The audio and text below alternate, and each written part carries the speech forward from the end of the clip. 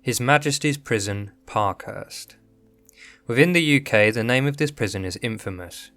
Located on a small island just off the southern coast of England called the Isle of Wight, it's been in service for over 200 years, and over the course of its long history it has acquired a reputation for its brutal conditions and for being home to some of Britain's most savage criminals, including renowned gangsters and multiple serial killers. So yes, this is a quick disclaimer. This video will contain themes including murder, imprisonment, torture, the crimes of serial killers, and even some foul language, so viewer discretion is advised. Parkhurst today is one of 3 prisons on the Isle of Wight, the others being Camp Hill and Albany, which were grouped together in 2009 to form HMP Isle of Wight. In the UK, prisons have one of 4 designations, A, B, C or D, with Category A prisons holding the worst offenders that pose the greatest risk of escape.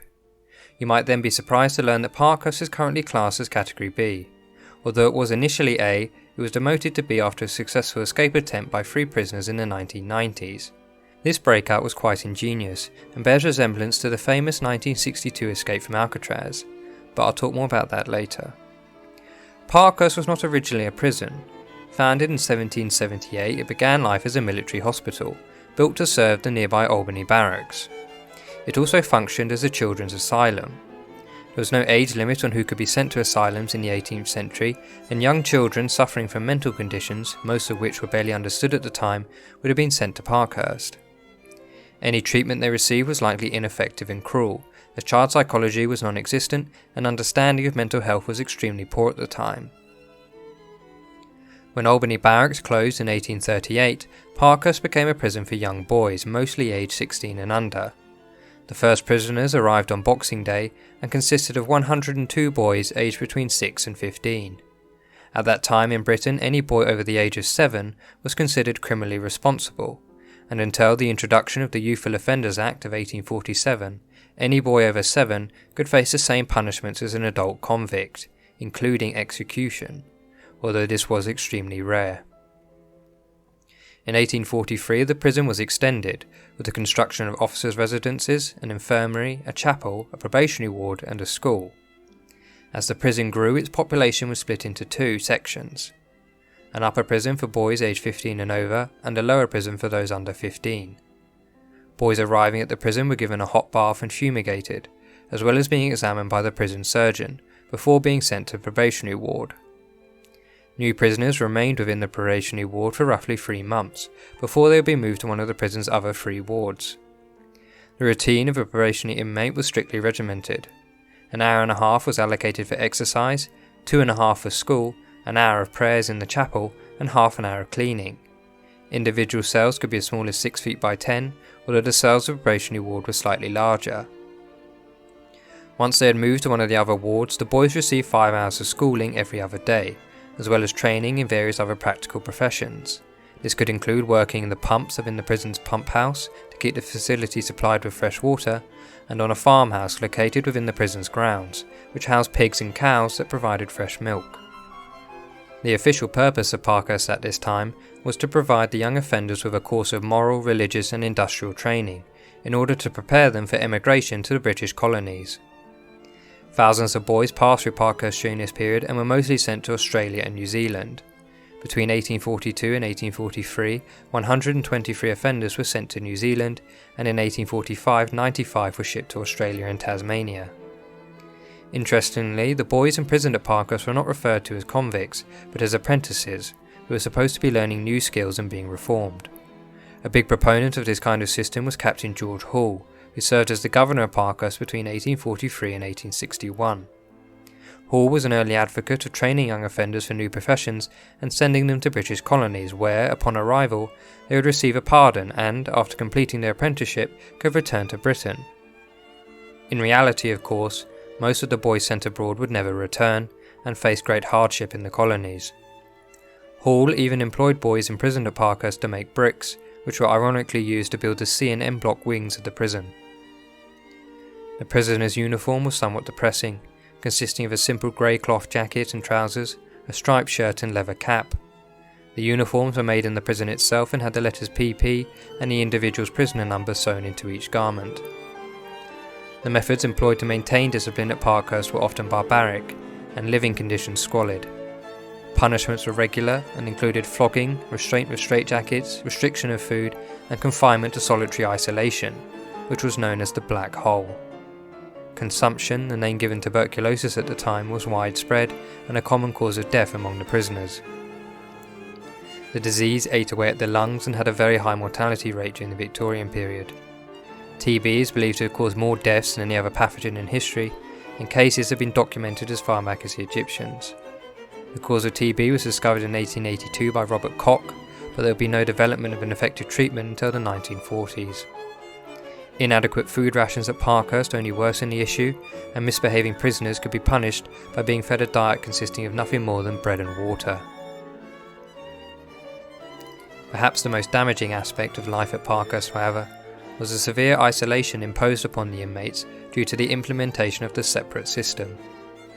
This was a system designed to keep prisoners divided and was based on HMP Pentonville, although the system originated within penitentiaries in the US. The chief principle behind this system was that the boys should be kept secluded from one another as much as possible, the idea being that new individuals entering the prison could not be influenced negatively by more hardened prisoners. Communication of any form between the boys at Parkhurst was heavily discouraged. New inmates on the probationary ward ate all their meals alone in their cells, and when attending service in the chapel, the boys had to sit in individual cubicles rather than next to each other on pews. The most severe implementation of this system, however, was of course the use of the Scottish cap. This was a special type of mask that obscured the wearer's vision so they could only see straight ahead, and was worn by the inmates during much of the time they spent out of their cells. Humans are naturally social creatures, and isolation of this degree is known to be extremely psychologically damaging. Indeed, the separate system likely caused far more suffering than any physical punishment inflicted upon the inmates at Parkhurst. Queen Victoria herself visited the prison in 1845 and was given a tour. The boys sang the national anthem for her, and she wrote notes of what she saw, and after her visit asked for the most deserving boy from each ward to be pardoned. Luckily for the young boys, by 1857, forced transportation to the colonies was abolished, and they were no longer being exiled, but were instead released back into Britain. The last convict ship bound for Australia would leave Britain in 1867. In 1856, Parkhurst began admitting older male offenders, and by 1864 it exclusively housed adult prisoners. Although it did also briefly become a prison for women in 1863, and Queen Victoria would visit again, although the visit did not go as well as last time. The female prisoners reportedly refused to sing the national anthem for her, and a riot even broke out, with the female prisoners stripping naked and having to be subdued with hoses. By 1869, Parkhurst had returned to housing only male inmates. Parkhurst received almost universal criticism from the public, press and politicians early on for its cruel conditions, especially for the use of leg irons. In 1929, a prisoner by the name of Charlie Parton, a man who had been sentenced to life in 1889 at the age of 19 for murder, wrote of his experiences within various prisons, including Parkhurst.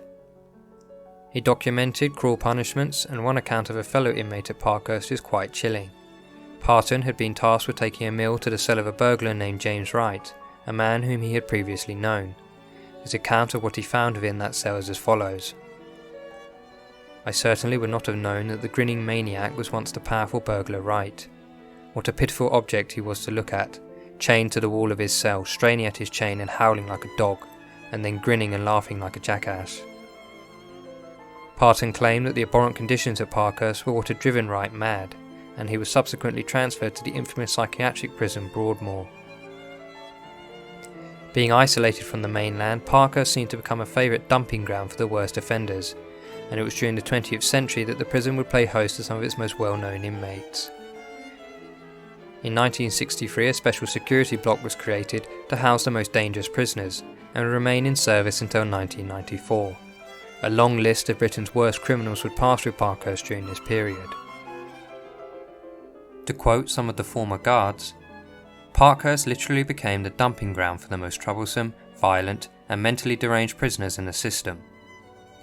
Violence, both prisoner on prisoner and prisoner on staff, was run of the mill. Hostage-taking, escapes, and riots were also major problems." From the late 1950s to the late 1960s, the East End of London was terrorised by an organised criminal gang known as the Firm.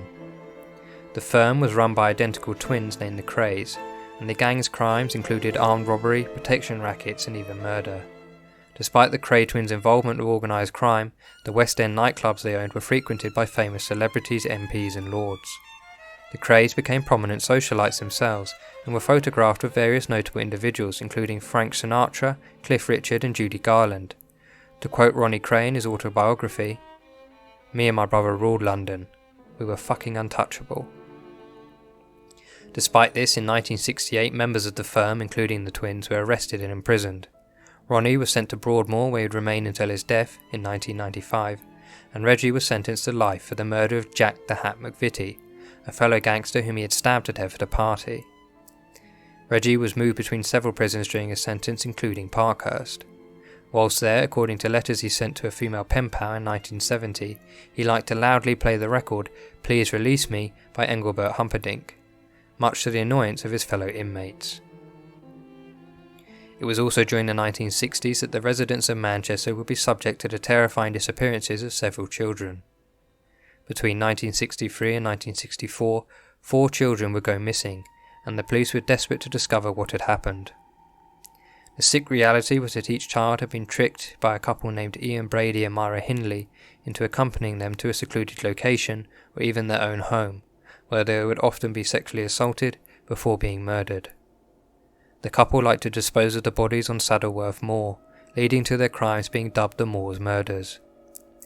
Ian Brady was eventually arrested after Myra's brother-in-law, David Smith, reported him to the police after witnessing Brady murdering their 5th victim, 17-year-old Edward Evans. Police searched their home, and after the discovery of Evans' body, the couple were arrested. A book belonging to their 2nd victim, missing 12-year-old John Kilbride, was also found at the home, leading police to believe they were responsible for other disappearances. An investigation was launched and police retrieved a suitcase belonging to Brady from a local train station, and inside they discovered pornographic images of their 3rd victim, 10-year-old Leslie Ann Downey, and an audio tape of her screaming and crying to be returned to her mother. Horrifyingly, this tape was played to the girl's mother, who confirmed it was her. There were also images of Saddleworth Moor, where the victims had been buried. A local 12-year-old girl named Patricia Hodges, who had been taken to the moor on several occasions by the couple but luckily spared, helped police to identify areas of the moor favoured by them.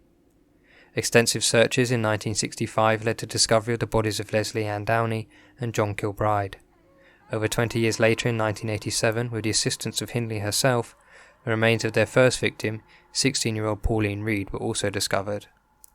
However, despite repeated efforts, the body of 4th victim, 12-year-old Keith Bennett, has never been found. For their abhorrent crimes, Brady was sentenced to 3 concurrent life sentences, and Hindley was given 2. Brady was moved between several prisons, mostly being kept in solitary isolation.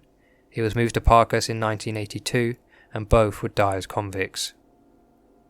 Other notable Parkhurst inmates includes the Yorkshire Ripper, Peter Sutcliffe, who killed 13 women between 1975 and 1980, Dennis Nilsson, who murdered 12 young men, Charles Bronson, a man dubbed Britain's most violent prisoner, Robert Maudsley, who is considered the original Hannibal the Cannibal, and Graham Young, a man dubbed the Teacup Poisoner, due to his obsession with poisons and for spiking his colleagues' tea, leading to the poisonings of over 70 people and the deaths of 4.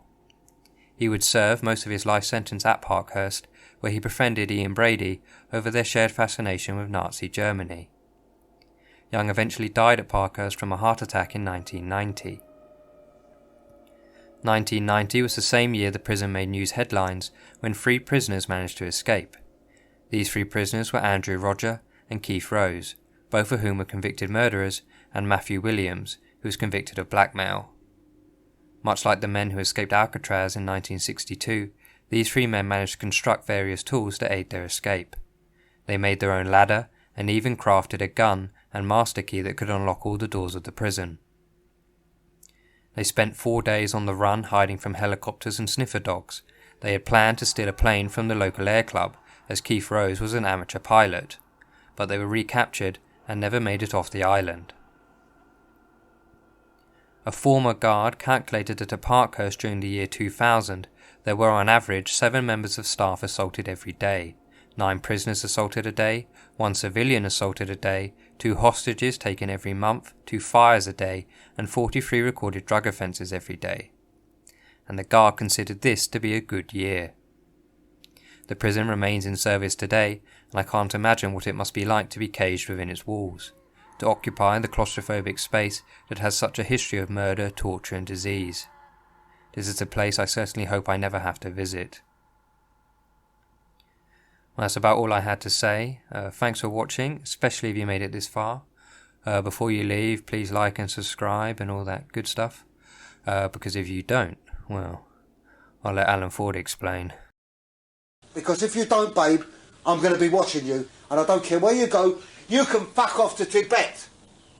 And I shall have men, nutters, from Parkhurst, dressed in Yeti suits, up Everest, with meat cleavers, ready to chop your tarty fucking legs off.